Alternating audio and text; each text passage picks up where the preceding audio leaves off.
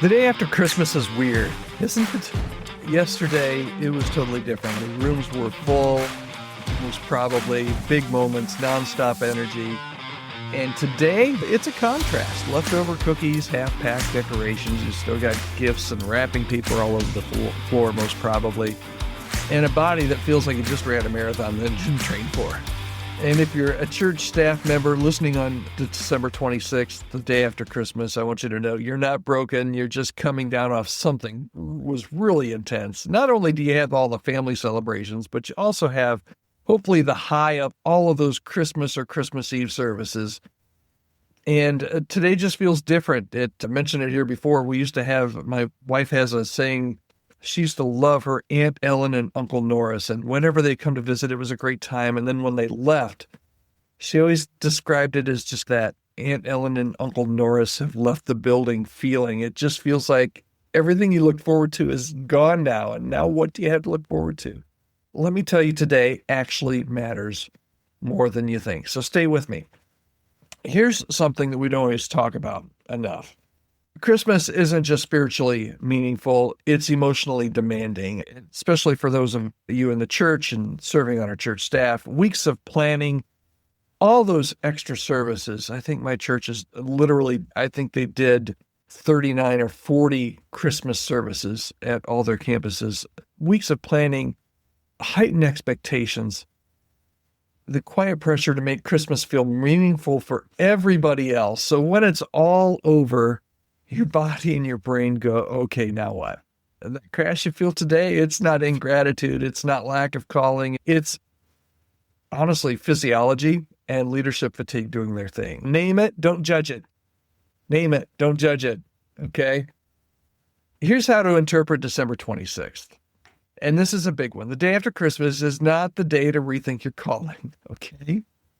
It's not the day to quit your job. It's not the day to rewrite your job description. It's not the day, like I said, to draft your resignation letter. It's not the day to decide whether your church is headed in the wrong direction. December 26th, today, if you're listening on December 26th, is emotionally loud, but it's incredibly unreliable.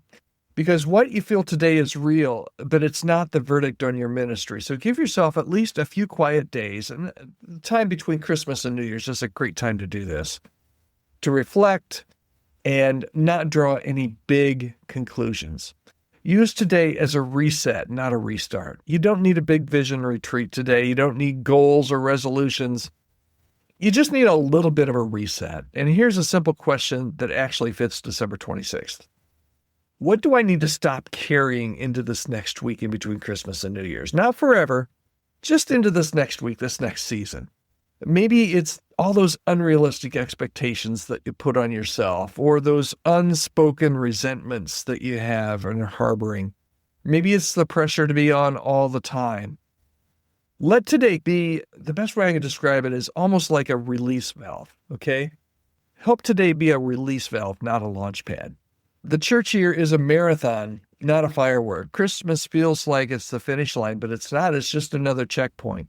And faithfulness is rarely proven in the spotlight moments. It's often proven in the quieter days, like today, like December 26th. And December 26th leadership looks like this. Choose rest over guilt and reflection over reaction.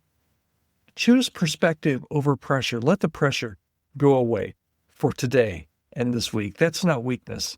That's maturity, and it's a little bit of a reset.